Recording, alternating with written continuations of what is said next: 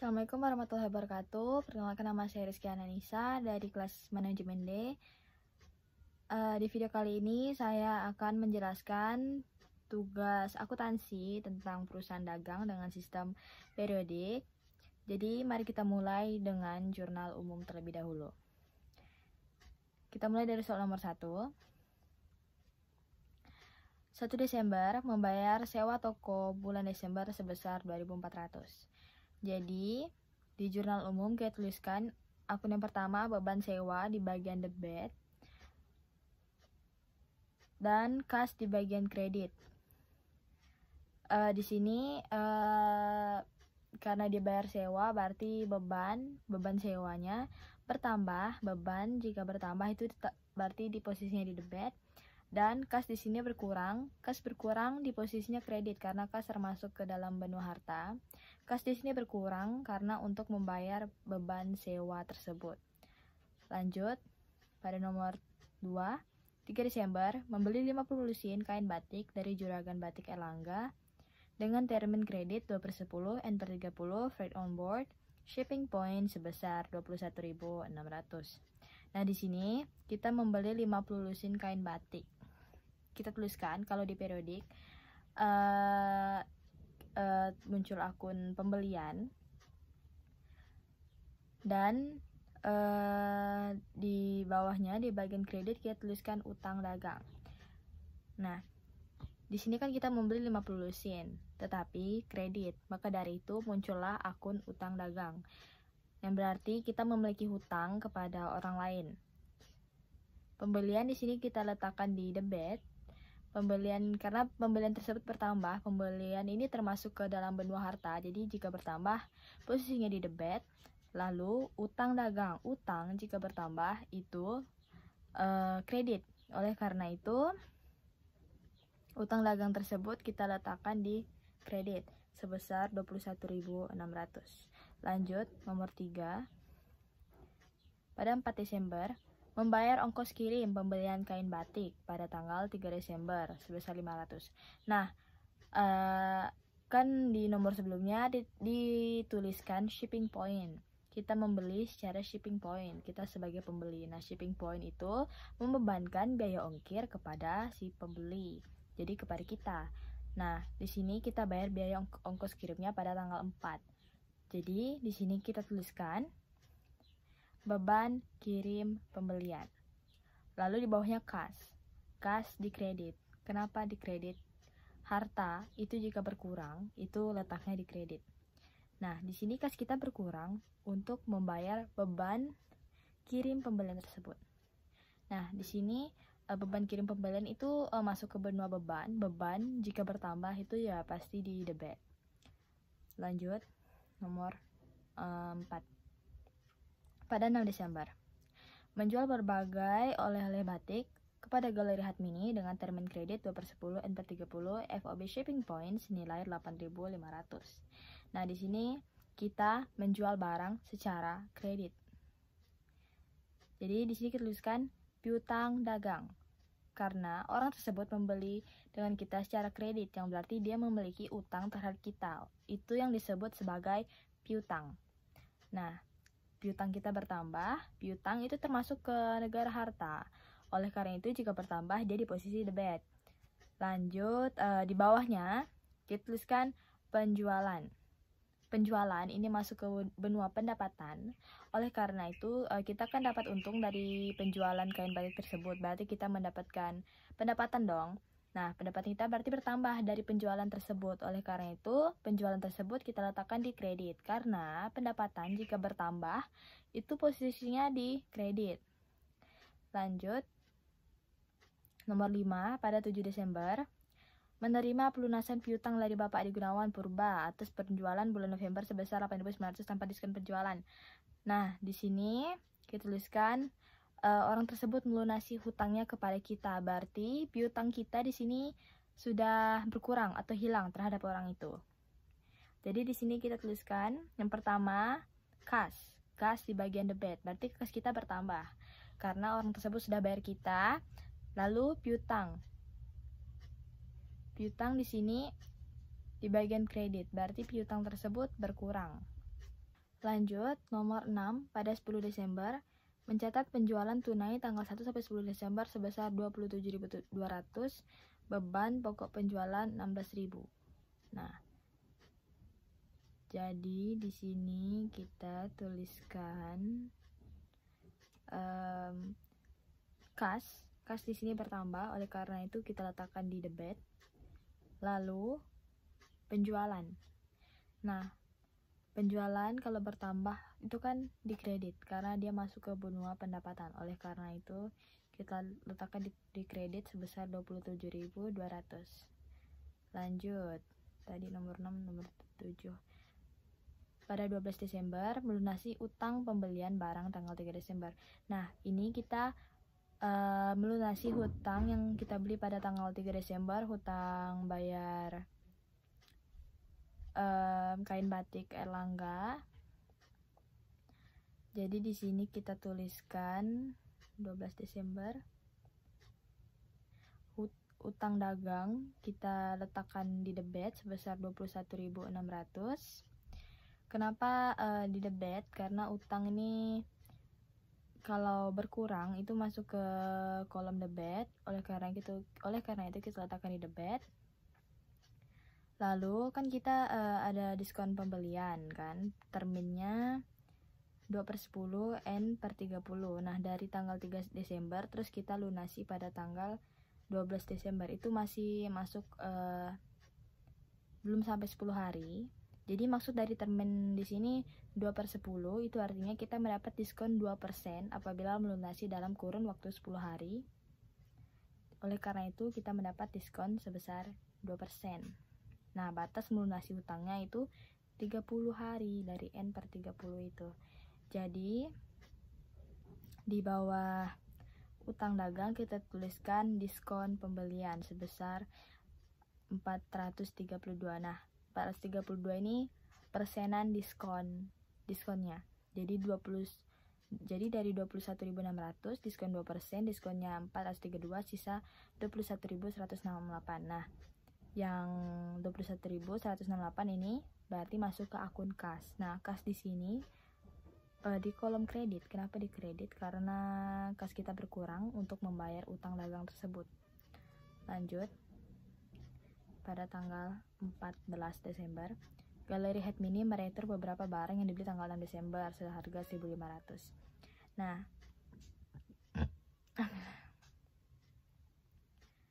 14 Desember. Jadi di sini kita tuliskan retur dan potongan harga sebesar 1.500. Kemudian di bawahnya kita tuliskan piutang dagang.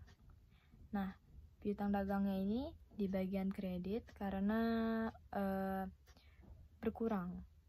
Karena kan dia meretur barangnya kan. Jadi dia tuh tidak perlu ngebayar itu lagi karena dia udah retur gitu. Jadi hutang dia ke kita itu berkurang sebesar 1.500. Nah, lalu retur dan potongan penjualan itu kita letakkan di debit. Kenapa di debit? Karena retur potongan penjualan itu merupakan bagian dari benua beban. Oleh karena itu beban di sini kita bertambah. Oleh karena itu kita letakkan itu pada kolom debit. Lanjut.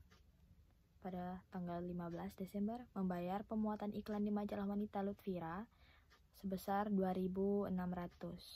15 Desember. Nah, di sini kita tuliskan beban iklan, pengorbanan kita untuk membuat iklan tersebut. Beban iklan di sini bertambah, berarti di kolom debit. Kemudian kita bayar dong beban tersebut menggunakan duit kas. Nah, kas kita berarti berkurang berarti di kolom kredit sebesar 2.600.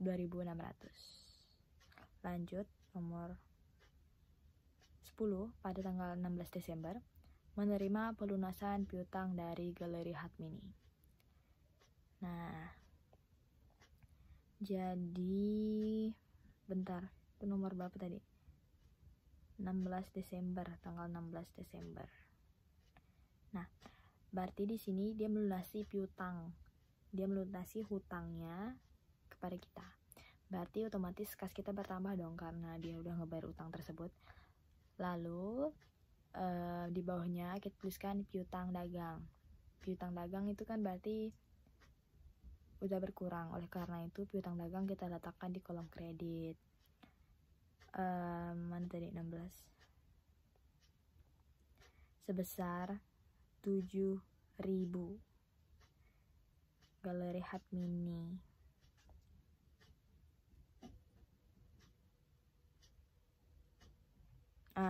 Kenapa 7.000? Karena pada tanggal 6 Desember kan dia awalnya ngutang 8.500. Terus dia kan ada retur barang pada tanggal 14 Desember 1.500. Berarti berkurang dong sebagian, oleh karena itu sisa 7.000. Jadi dia tinggal bayar 7.000 dan lunas, dan hutangnya lunas. Lanjut pada nomor 11, 19 Desember, membeli barang dagangan secara tunai sebesar 11.800. 11 Desember, barang tunai. Di sini kita tuliskan pembelian. Kalau di periodik itu namanya pembelian. Kalau di perpetual itu persediaan barang dagang. Di sini kita tulis pembelian bertambah. Pembelian itu berarti harta, negara harta. Bertambah berarti di debit sebesar 11.800, kemudian kas kita berkurang karena untuk membeli barang tersebut, otomatis kasnya berkurang berarti di kredit. Lanjut, di tanggal yang sama, tanggal 19 Desember, melunasi utang pembelian barang dagang kepada Ibu Arista sebesar 9.000 tanpa mendapat diskon, berarti betul-betul 9.000.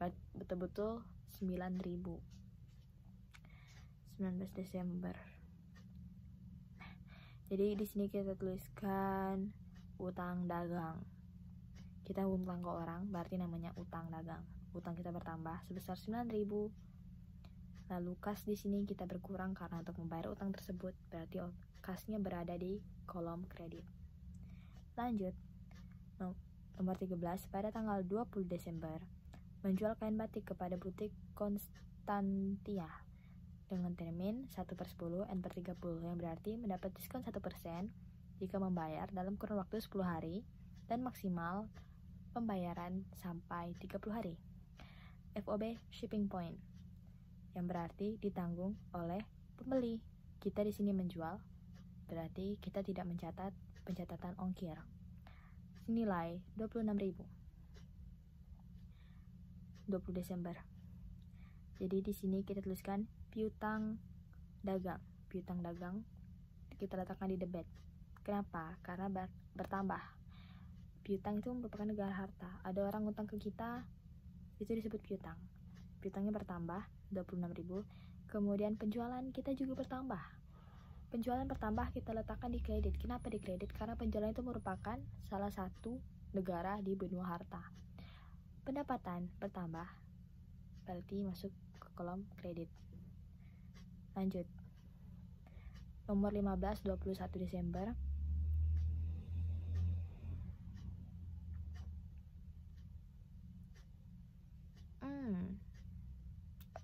Nomor 14, 21 Desember. Untuk membantu pelanggan, Waserba 81, toko kita, menalangi terlebih dahulu ongkos kirim pembelian butik Konstantia pada tanggal 20 Desember sebesar 1.100 jasa kurir tiki. Ongkos ini akan ditagih sebagai piutang. Nah, sebenarnya kan shipping point itu berarti ditanggung dari si butik Konstantia. Nah, tapi di sini kita talangkan. Dulu biaya ongkirnya, otomatis itu masuk ke hutang dia, berarti piutang kita. Berarti di sini kita tuliskan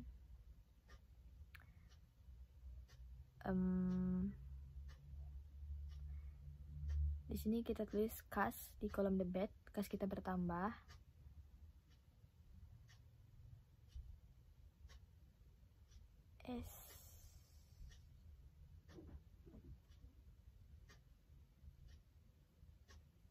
Salah. Kita tuliskan piutang harganya piutang dagangnya bertambah sebesar 1.100, lalu kas kita juga bertambah. Kas kita berkurang karena untuk bayar itu kan kita nalangkan, berarti kas kita berkurang sebesar 1.100. Oke. Lanjut tanggal 21, di tanggal yang sama, menerima pelunasan piutang dari Bapak Diki atas penjualan bulan November sebesar 17.600 tambah diskon. 21 ya, 21 Desember. Pelunasan dari Bapak Diki. Berarti kita tuliskan di sini kas kita bertambah sebesar 17.600, kas di kolom debit dan piutang dagang di kolom kredit. Nah, berarti piutang Bapak ini sudah berkurang karena dia sudah bayar lunas. Oleh karena itu, piutang dagang di kredit. Berarti dia sudah tidak ada piutang lagi dengan kita. Lanjut, masih di tanggal yang sama, 21 Desember.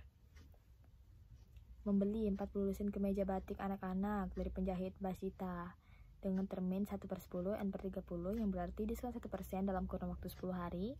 Tapi apabila lewat itu sudah tidak diskon dan limit pembayaran sampai 30 hari. Freight on board destination sebesar 20.000. Destination berarti yang nanggung pembayaran itu si penjual. Iya deng, iya. Shipping point, destination point. Oh ya betul, destination tuh berarti pembeli yang nanggung. Mana tadi hilang? Penjual yang nanggung. Berarti kita tidak nyatat pengeluaran ongkir.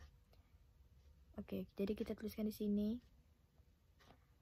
pembelian pada kolom debit.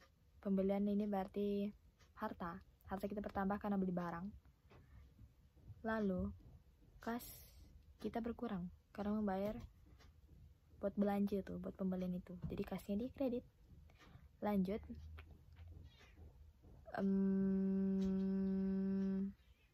sebesar 20.000 ya yang tadi.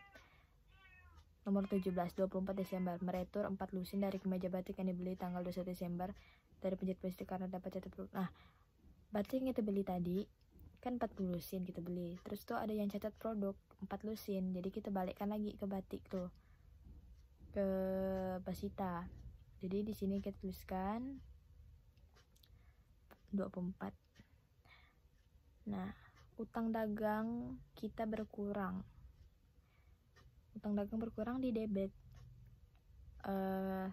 Terus retur dan potongan penjualan itu di debit. Retur itu beban. Retur itu masuk ke benua beban. Jadi di sini beban kita berkurang karena kita udah retur. Jadi kita tidak perlu bayar duit sebesar 2.000 karena kita udah retur. Dan utang kita otomatis juga berkurang karena itu kan kesalahan dari pihak penjual.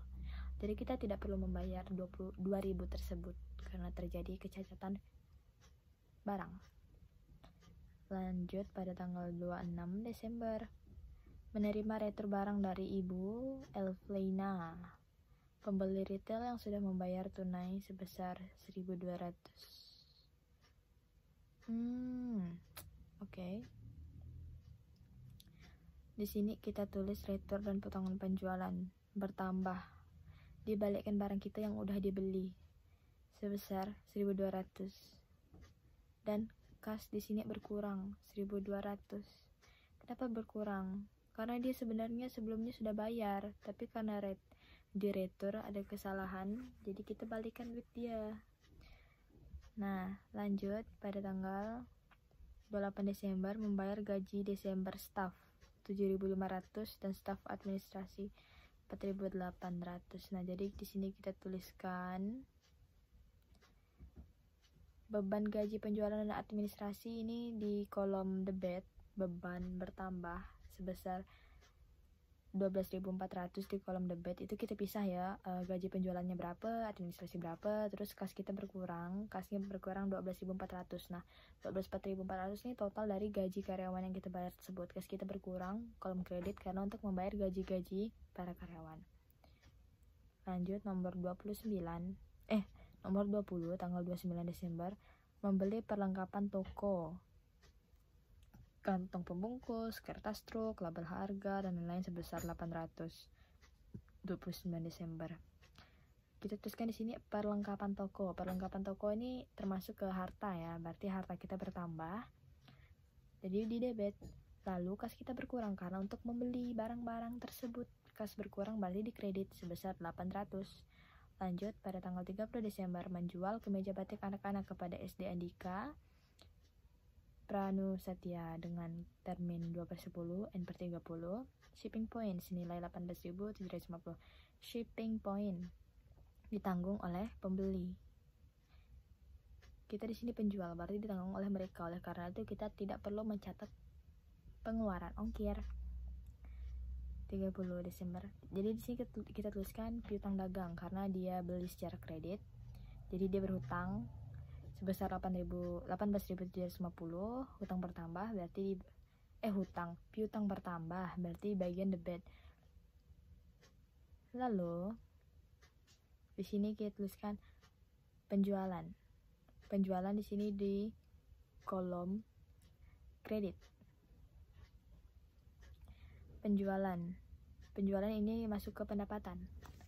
Oleh karena itu penjualan kita kan bertambah karena kita udah jual baju, berarti kita mendapat pendapatan. Nah, di periode ini ditulisnya sebagai penjualan. Jadi bertambah berarti di kolom kredit. Lanjut nomor berapa ya? 30 Desember lagi menerima pelunasan piutang dari butik Konstantianta atas penjualan 20 Desember termasuk ongkos kirim. Nah, butik yang tadi beli terus nggak ada duit ongkir, jadi kita yang talangkan, sekarang dia lunaskan hutang. Jadi di sini kita tuliskan kas kita bertambah karena dia sudah melunasi hutang-hutangnya. Lalu kas bertambah berarti di debit. Di bawahnya di kredit kita tuliskan piutang dagang. Piutang dagangnya berkurang karena dia sudah melunasi, berarti dia sudah tidak ada piutang dengan kita. Piutang kan termasuk negara harta ya, jadi ya sebesar 27.100 itu total barang yang dibeli sama ongkos kirim. Lanjut nomor terakhir, melunasi utang pembelian kemeja batik anak-anak tanggal 21 Desember kepada penjahit pesita. Nah, kita kan ada ngutang tuh sama anak-anak, sama utang kemeja batik anak-anak tanggal 21 Desember kemarin. Jadi di sini kita tuliskan utang dagang kita berkurang. Utang dagang berkurang berarti masuk ke kolom debit. Dan kas kita juga berkurang. Kas masuk ke negara harta, kalau berkurang masuk ke kredit. Sebesar 18.000. Nah, setelah ditotalkan segala pengeluaran, pemasukan itu dijumlahkan sebesar 267.550. Nah, bagian jurnal umum periodik selesai. Nah, sekarang kita lanjut ke bagian buku besar. Jadi di buku besar ini kita merincikan tiap-tiap akun yang sudah kita catat di jurnal umum sebelumnya yang sudah kita buat. Jadi kan kayak ada akun kas, piutang, penjualan dan segala macam. Nah, di buku besar ini kita rincikan per akun. Jadi kayak kas sama kas, piutang sama piutang. Nah, di situ tuh kita tambah kurangkan sehingga menghasilkan total akhir dari akun tersebut. Nah, pertama kita dari akun kas terlebih dahulu. Nah, di kas ini kan termasuk ke negara harta. Oleh karena itu jika bertambah di debit, berkurang di kredit. Nah, contohnya seperti ini. Pada tanggal 1 Desember ini ada saldo awal. Saldo awal ini kita dapat dari soal Bapak. Oleh karena itu tidak ada di jurnal umum. Jadi ini didapat dari soal, bukan dari jurnal umum yang kita buat. Sebesar 21.175. Lalu pada tanggal 1 Desember berkurang kredit sebesar 2.400. Lalu pada tanggal 4 Desember berkurang lagi 500. Dan tanggal 7 Desember bertambah sebesar 8.900. Lalu 10 Desember bertambah 27.200. 12 Desember berkurang 21.168 hingga pada akhir bulan. Dan ditotalkan total kas akhir itu sebesar 28.007 rupiah. Lanjut akun piutang dagang. Nah, piutang dagang ini masih termasuk ke dalam kelompok benua harta. Oleh karena itu posisi debit dan kreditnya ini sama seperti kas. Jadi kalau bertambah di debit, berkurang di kredit. Nah, ini ada saldo awal sebesar 51.300 dari soal. Lanjut, pada tanggal 6 Desember bertambah sebesar 8.500. Kemudian pada tanggal 7 Desember berkurang sebesar 8.900. Lalu 14 Desember berkurang 1.500 hingga akhir bulan Desember. Total akhir piutang dagang sebesar 43.550. Lanjut, selanjutnya persediaan barang dagang. Nah, persediaan barang dagang ini juga termasuk benua harta. Oleh karena itu, sistem debit kreditnya sama seperti piutang dagang dan juga kas. Jadi kalau bertambah di debit, berkurang di kredit. Nah, di piutang dagang ini persediaan barang dagang ini hanya terdapat saldo awal dari soal yang Bapak kasih sebesar 187.200.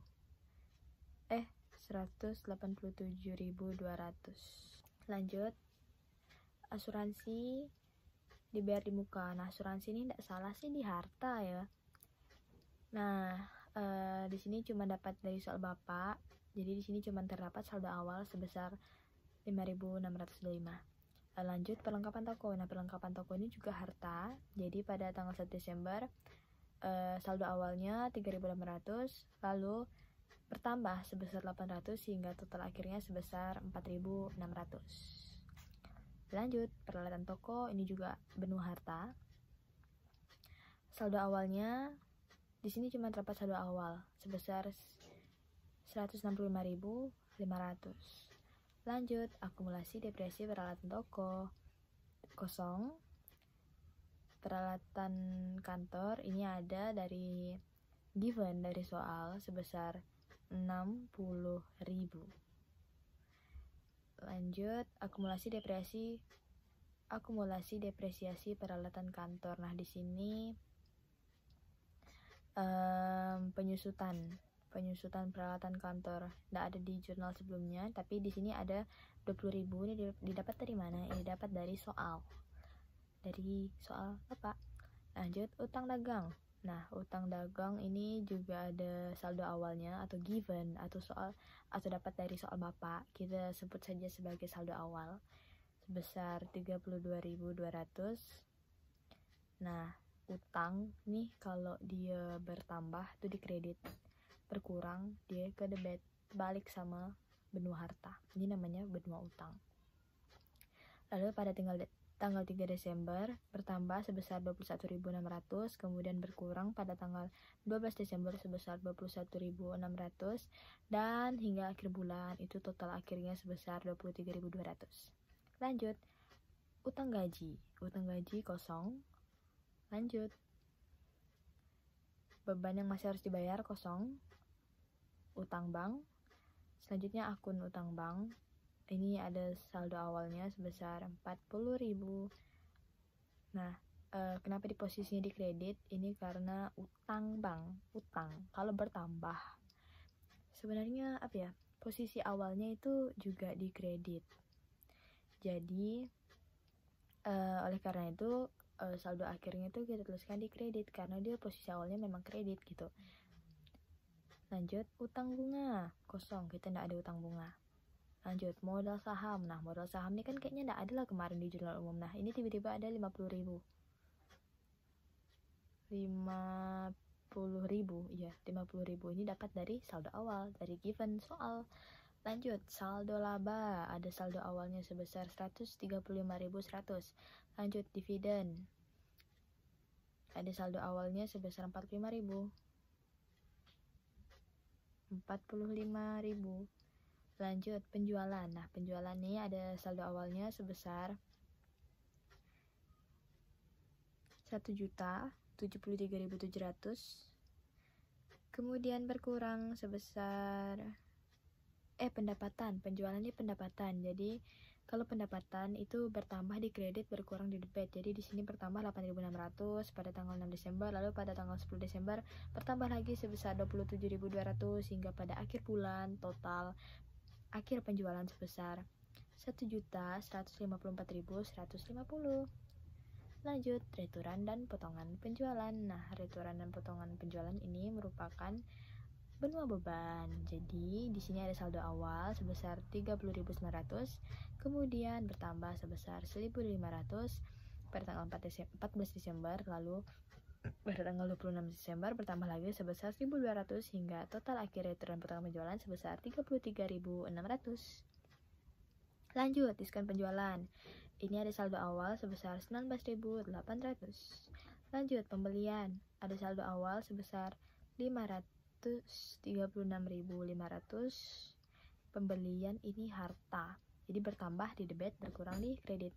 Bertambah sebesar 21.600 pada tanggal Desember hingga akhir bulan. Total akhir pembelian sebesar 589.900. Lanjut, retur dan potongan pembelian. Ada saldo awal sebesar 8.500, kemudian bertambah sebesar 2.000 hingga total akhir retur dan potongan pembelian ini sebesar 10.500. Selanjutnya lanjut pada akun diskon pembelian. Nah, diskon pembelian ini beban. Jadi di sini ada saldo awal sebesar 9.300, kemudian dia berkurang sebesar 432 sehingga total akhirnya sebesar 9.732. Lanjut, beban kirim pembelian. Di sini ada saldo awal sebesar 16.100. Lalu dia bertambah sebesar 500. Jadi totalnya 16.600. Beban kirim pembelian ini benua beban ya. Lanjut. Nah, ini beban juga, beban pokok penjualan. Ini kosong. Lanjut, beban gaji penjualan. Nah, saldo awalnya sebesar 111.600, kemudian bertambah sebesar 7.600 sehingga total akhir sebesar 119.200.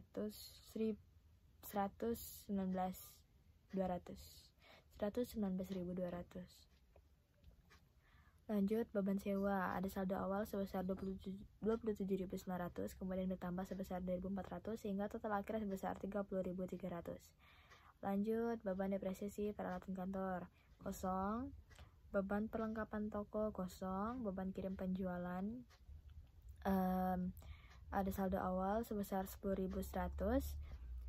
Lanjut, beban listrik, air, dan telepon. Ini ada saldo awal sebesar 13.200. Beban penjualan dan lain, ini saldo awal sebesar 4.200. Beban gaji administrasi, ada saldo awal sebesar 50.600, kemudian bertambah sebesar 4.800 hingga total akhir sebesar 55.400. Lanjut, beban iklan. Ada saldo awal sebesar 27.000, kemudian bertambah sebesar 2.600 hingga total akhir 29.600. Lanjut, beban depresi peralatan kantor itu kosong. Beban asuransi kosong. Beban listrik, air, dan telepon ada saldo awal sebesar 6.600. Lanjut, beban bunga kosong. Dan yang terakhir, beban administrasi dan lain-lain. Ini ada saldo awal sebesar 2.600. Nah, selesai sudah bagian jurnal umum, bagian buku besar periodik. Selanjutnya kita akan ke neraca saldo. Nah, di neraca saldo ini dia susunannya kayak yang di jurnal umum, cuman isinya itu total akhir dari penjumlahan yang kita lakukan di buku besar. Jadi kita tinggal masukkan kayak kas total akhirnya berapa, piutang total akhirnya berapa. Nah, di sini dari semua sepanjang buku besar yang tadi kita hitung bertambah berkurang hingga menghasilkan total akhir, lalu kita masukkan ke neraca saldo. Nah, ini yang pertama kasnya. Nah, untuk posisi kayak kenapa ini debit, kenapa ini di kredit, ini menyesuaikan dengan posisi awal akun tersebut. Kayak kas, piutang, penjualan itu kan akun harta, jadi dia ditaruh di debit. Nah, begitu pula dengan yang akunnya diletakkan di kredit, berarti itu posisi mereka memang di kredit. Nah, posisi Nah, benua-benua yang posisinya di debit itu ada harta dan beban, sedangkan yang di kredit itu ada utang, modal, dan pendapatan. Nah, berarti yang di kredit tuh antara tiga, ada utang, modal, pendapatan. Nah, kalau di debit itu antara harta sama beban. Nah, ini di negara harta ada kas. Yang pertama kas sebesar 28.007, lalu piutang dagang sebesar 43.550, lalu persediaan barang dagang sebesar 208.418, lalu asuransi dibayar muka 5.625, perlengkapan toko 4.600, peralatan toko 156.500, lalu akumulasi depresiasi peralatan kantor sebesar 18.900, lalu peralatan kantor 60.000, lalu akumulasi depresiasi peralatan kantor sebesar 20.000.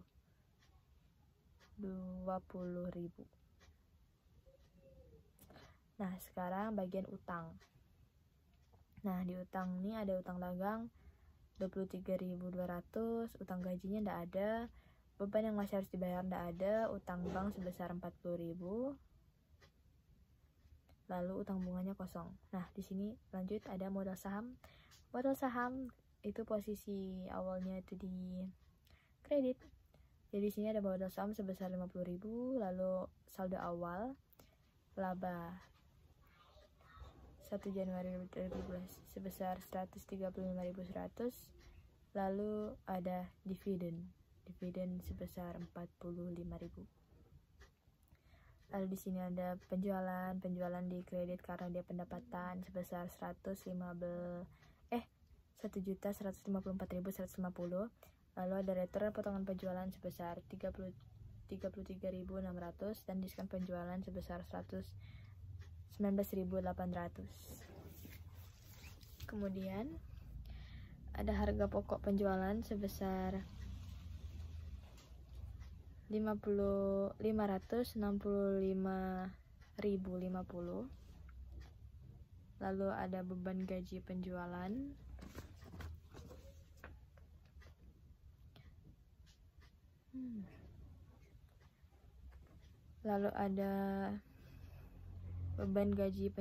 sebesar 119.200, lalu ada beban iklan 29.600, beban depresi peralatan kantornya kosong, beban perlengkapan tokonya kosong, beban kirim penjualannya 10.100, beban listrik air telepon toko 13.200, beban penjualan yang lain 4.200, beban gaji administrasi 55.400, beban sewa 30.300, beban depresiasi peralatan kantornya kosong, beban asuransinya kosong, beban listrik air telepon dan kantor 6.600, lalu beban bunga kosong, dan yang terakhir beban administrasi dan lain-lain. Nah, setelah semuanya sudah dituliskan, kita totalkan lagi kayak yang di kolom debit dan kredit, kita totalkan dan harus balance. Jadi total akhirnya sebesar 1.441.350. Selanjutnya kita ke jurnal penyesuaian. Jadi di jurnal penyesuaian ini berisikan tentang rincian penyesuaian dalam sebulan seperti akumulasi, depresiasi, sisa persediaan, dan lain sebagainya. Jadi mari kita langsung mulai dari soal nomor 1. Hasil perhitungan fisik persediaan toko ditunjukkan bahwa nilai persediaan akhir tanggal 31 Desember sebesar 196.238. Selisih persediaan disesuaikan ke akun harga pokok penjualan. Jadi di sini kita lihat dulu dari awal persediaannya sebesar 187.200. Nominal ini didapat dari soal, dari event. Lalu kita hitung juga pembeliannya di sini sebesar 589.900. Ini didapat dari neraca saldo. Lalu retur dan potongan pembelian sebesar 10.500 dan diskon pembelian sebesar 9.732. Nah, dua akun ini yaitu retur dan potongan pembelian dan diskon pembelian ini kita jumlahkan sehingga menghasilkan 20.232. Nah, lalu pembelian dan hasil penjumlahan retur dan diskon tersebut kita kurangkan, jadi 589.900 kita kurangkan dengan 20.232 menghasilkan 569.668. Nah, nominal ini termasuk yaitu pembelian bersihnya. Lanjut, beban kirim pembelian yang kita lihat dari neraca saldo itu berjumlah 16.600. Kemudian kita jumlahkan dengan pembelian bersih yang kita hitung barusan berjumlah sehingga menghasilkan jumlah 586.268. Kemudian saldo awal persediaan tadi kita tambahkan dengan pembelian bersih sama beban pembelian yang barusan kita jumlahkan, yaitu 187.200 ditambahkan dengan 586.268 menghasilkan 773.468. Nah, nominal ini merupakan persediaan yang siap dijual. Lalu kita kurangkan dengan persediaan barang akhir yang kita dapat dari soal nomor 1 yang sedang kita kerjakan ini, yaitu berjumlah 196.238. Nah, itu kita kurangkan sehingga menghasilkan HPP berjumlah 577.230. Jadi kita tuliskanlah di sini di dalam tabel penyesuaian pada tanggal 31 Desember. Jurnal penyesuaian ini selalu dituliskan tanggal 31 Desember atau 30 November. Intinya setiap di akhir bulan, karena penyesuaian itu selalu dilakukan di setiap akhir periode. Jadi di sini kita tuliskan pada tanggal 31 Desember HPP yang barusan kita hitung berjumlah 577.230 di seluruh debit. Kemudian persediaan barang akhir yang kita dapat dari soal 196.238 di bagian debit. Kemudian return potongan pembelian 10.500 di bagian debit. Diskon pembelian 9.730 di bagian debit. Pembelian sebesar 589.900 di bagian kredit. Beban kirim pembelian sebesar 16.600 di bagian kredit. Persediaan barang dagang awal sebesar 187.200 yang kita dapat dari soal given. Lanjut, nomor 2. Asuransi dibayar di muka merupakan pembayaran premi asuransi kebakaran untuk toko selama 3 tahun yang dimulai sejak 1 Januari 2020 sampai 31 Desember 2022.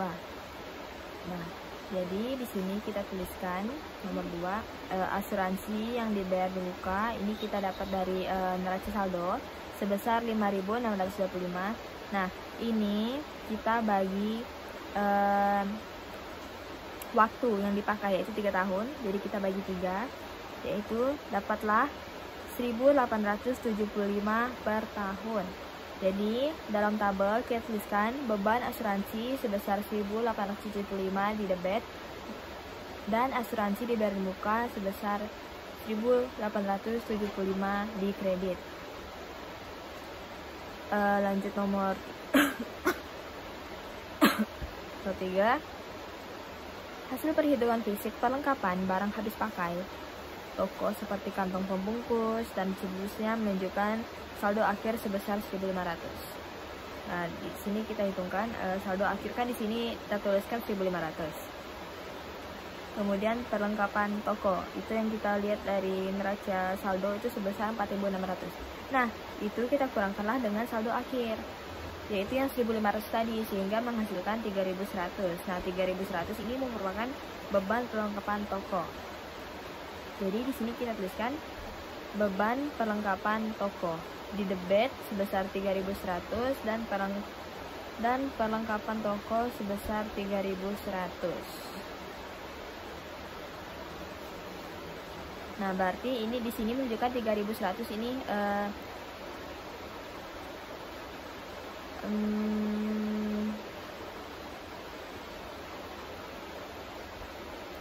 barang yang masih tersedia. Jadi yang baru kita pakai itu sebesar 1.500. Lanjut, nomor 4. Peralatan toko dibeli pada tanggal 1 Januari 2020 dengan estimasi masa pakai 8 tahun dan nilai sisa 5.300. Poster bar 81 menghitung beban penyusutan dengan metode garis lurus. Nah, di sini kita lihat peralatan tokonya kan 156.500. Ini didapat dari neraca saldo. Kemudian kita kurangkan dengan nilai sisa. Nilai sisanya 5.300. 5.300 ini kita dapatkan dari soal ya.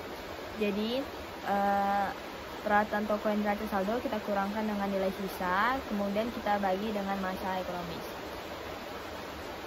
Jadi 156.500 dikurang 5.300 dibagi 8 tahun sehingga menghasilkan 18.900. Ini beban depresiasi peralatan toko. Jadi di tabel kita tuliskan beban depresiasi peralatan toko 18.900 di debit dan akumulasi depresiasi peralatan toko 18.900 di kredit. Jadi ini maksudnya ini sisa pengorbanan yang apa sih, peralatan toko yang masih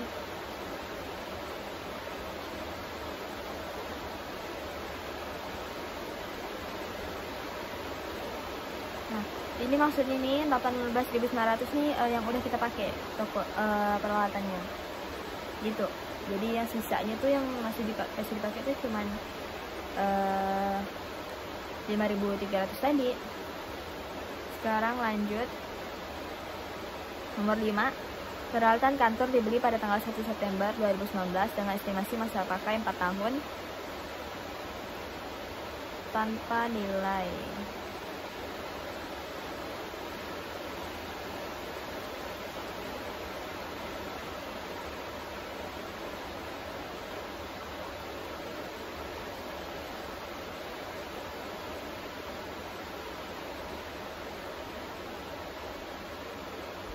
Tanpa nilai sisa. Poster bar 81 menghitung beban penyusutan dengan metode garis lurus. Nah, nomor 5.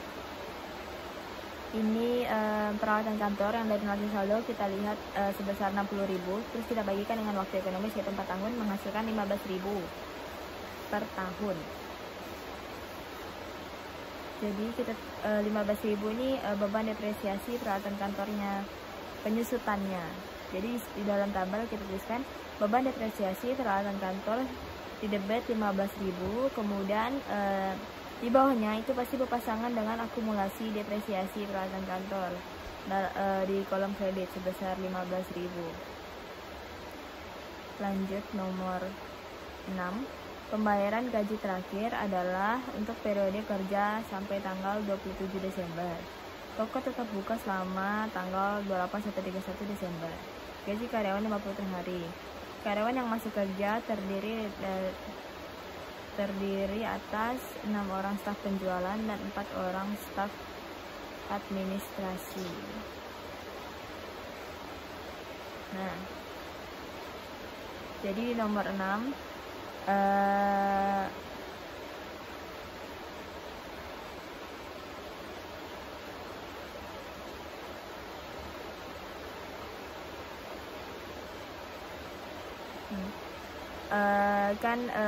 ada 2 staf penjualan dan staf administrasi.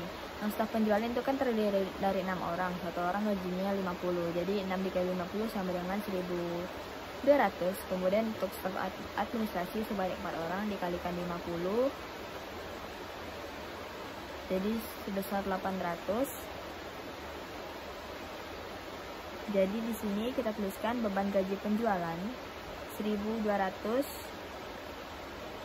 dan beban gaji administrasi sebesar 800.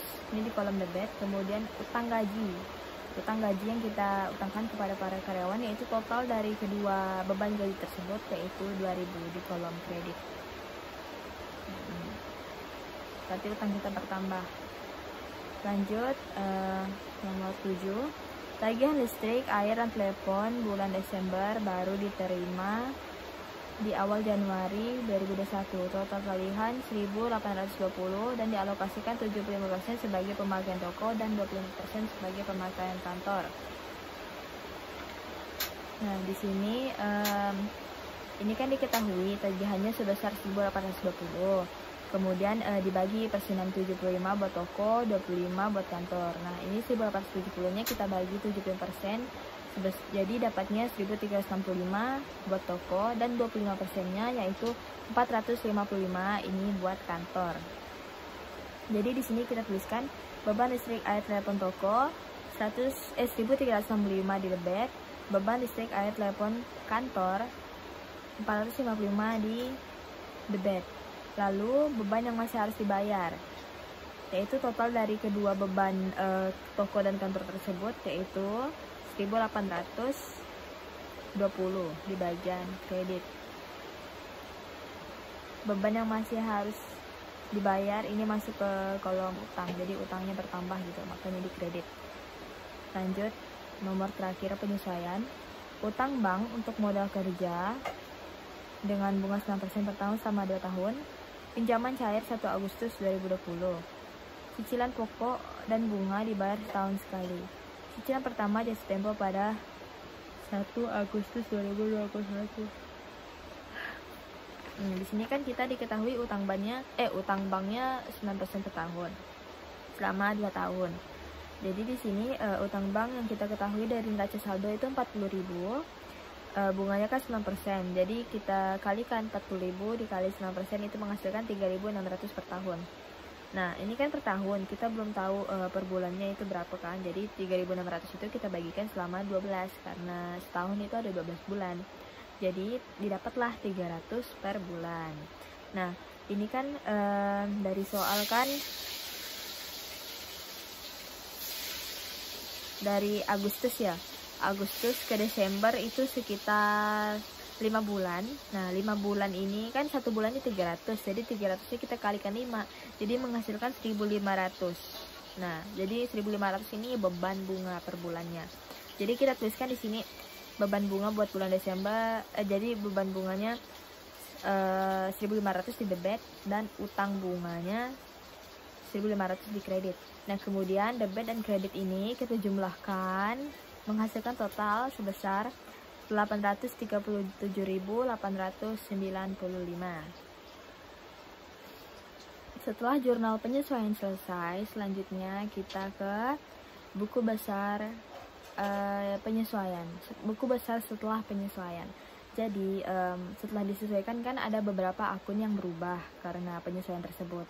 Nah, jadi ini kita rincikan di dalam buku besar. Jadi itu tidak semuanya bakal berubah sih, hanya beberapa akun yang tertulis di buku penyesuaian.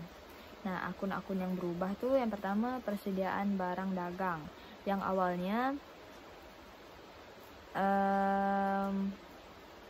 yang persediaan barang dagang kan dari awal saldo awalnya kan 187.200, kemudian bertambah 196.238, lalu berkurang sebesar 187.200 sehingga menghasilkan total akhir 196.238. Kemudian akun asuransi dibayar di muka.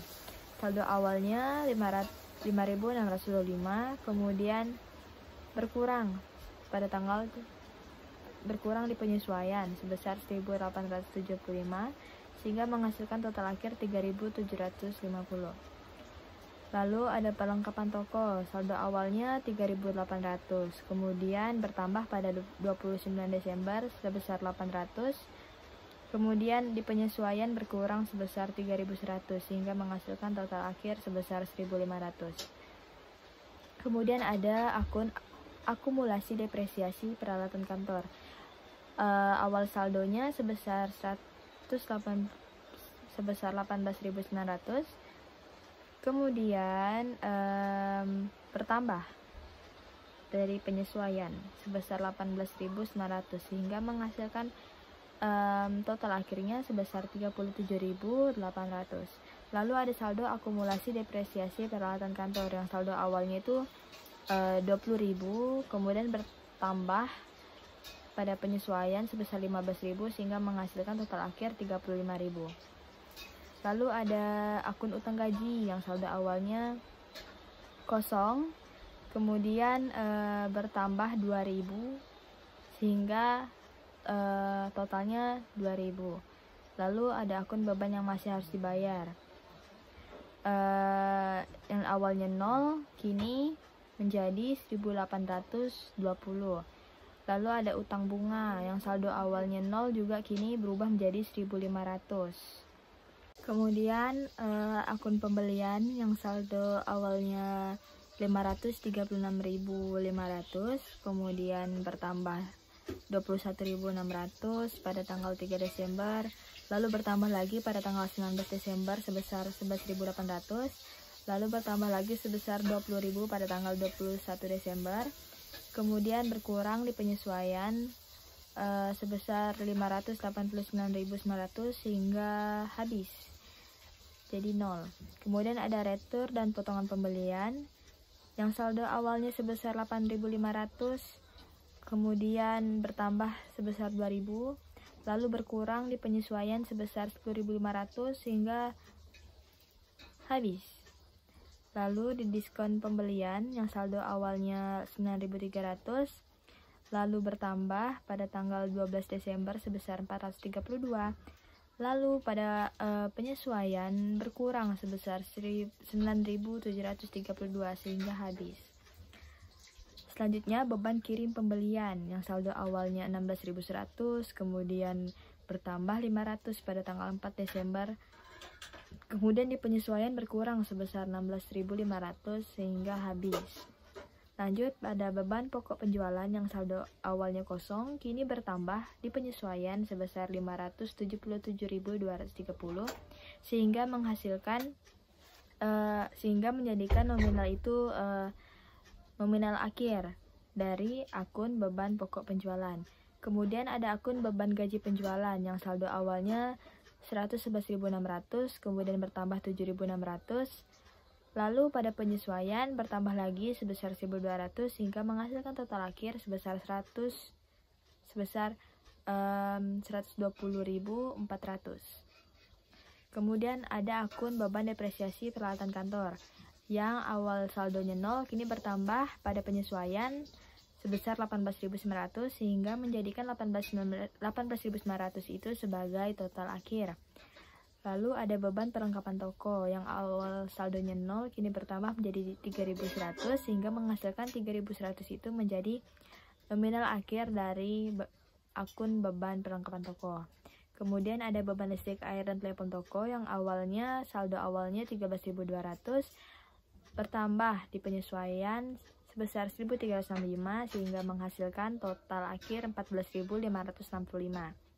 Lalu ada beban gaji administrasi yang awalnya saldonya 50.600 kemudian bertambah 4.800, lalu di penyesuaian bertambah juga menjadi 56.200. Lalu ada beban depresiasi peralatan kantor yang awal saldonya 0 kini bertambah menjadi 15.000 sehingga 15.000 itu menjadi total akhir dari akun beban depresiasi peralatan kantor. Lalu selanjutnya ada beban asuransi yang awal saldonya 0 kini bertambah menjadi 1.875 sehingga itu menjadikan total akhir dari beban asuransi. Lalu ada beban listrik, air, telepon kantor yang awal saldonya 6.600 bertambah 455 di penyesuaian sehingga menghasilkan total akhir 7.055. Dan akun yang terakhir beban bunga yang saldo awalnya 0 bertambah 1.500 di penyesuaian sehingga membuat 1.500 itu menjadi total akhir dari akun beban bunga. Nah, buku besar sudah selesai. Setelah itu kita buat neraca saldo setelah penyesuaian. Jadi neraca saldo itu kan ada 3, dan neraca saldo sebelum penyesuaian, terus penyesuaian, neraca saldo ada 2, sebelum sama sesudah penyesuaian. Nah, jadi sesudah penyesuaian nih akun-akun yang berubah nih ya, yang akun-akun yang disesuaikan, jadi tidak semua akunnya berubah. Nah, dari yang awalnya neraca saldonya itu yang totalnya 101.441.350, kemudian disesuaikan sehingga neraca saldonya berubah menjadi bertambah sebesar 1.040.570.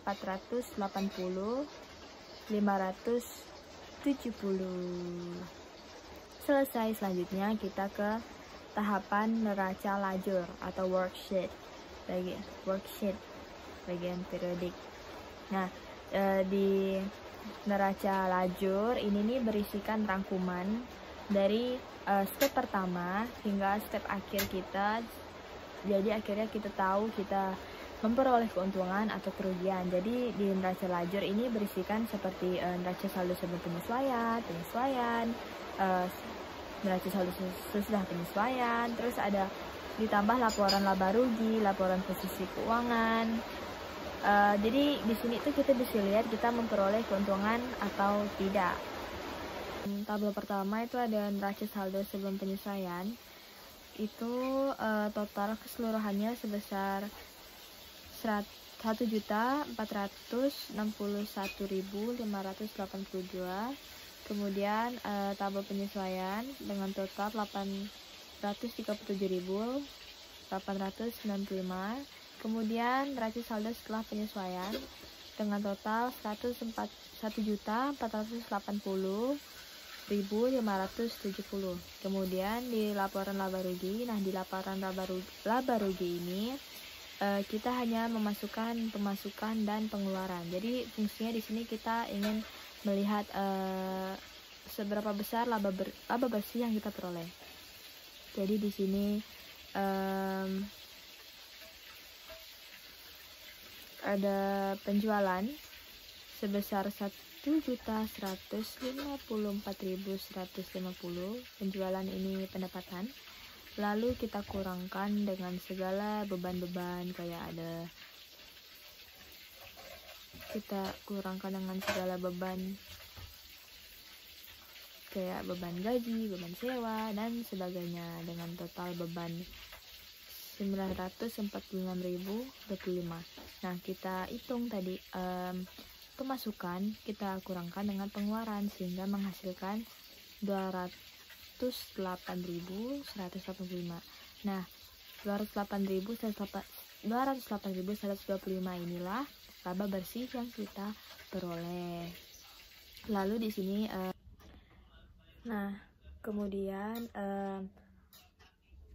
bebannya ini kan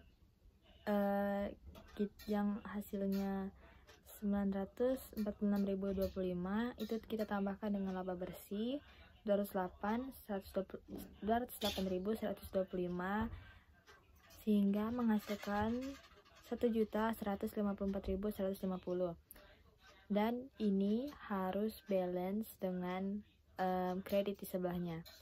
Jadi di sebelah kredit ini kita tinggal turunkan pemasukan yaitu 1.154.150 yang berarti balance. Nah, perhitungan ini harus balance. Kalau ada perbedaan walau sedikit itu berarti ada yang salah dengan perhitungan. Nah, selanjutnya ada laporan posisi keuangan. Nah, di sini nih kita tidak ngitung bagian beban dan pendapatan, jadi kita hitung harta. Jadi yang kita hitung tuh harta, utang sama modal. Nah, di sini nih debitnya ini jumlahnya 534.545. Lalu posisi kreditnya 326.410. Nah, ini selisihnya 208.125. Nah, selisihnya ini tuh harus sama dengan laba bersih yang kita hitung di laporan laba rugi, harus balance. Nah, terus kita jumlahkan, kita turunkan di total 534.545 nya itu kita turunkan, lalu bagian kredit 326.420 itu kita tambahkan dengan selisih 208.105 sehingga menghasilkan 534.545. Jadi harus balance.